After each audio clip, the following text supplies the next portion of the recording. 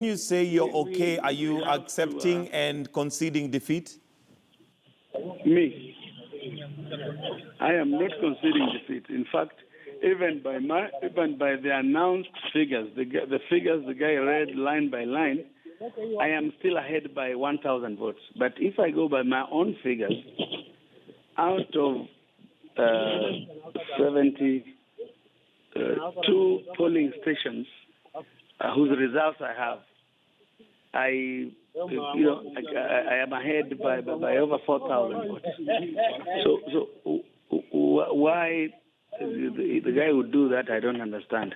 But he says it's under instructions, and he says he's doing what the party wants. And sometimes you wonder if you are Jakoyo Midiwo in ODM, if there's another party different from the one you know. So what we want is split for camp. We will tell the people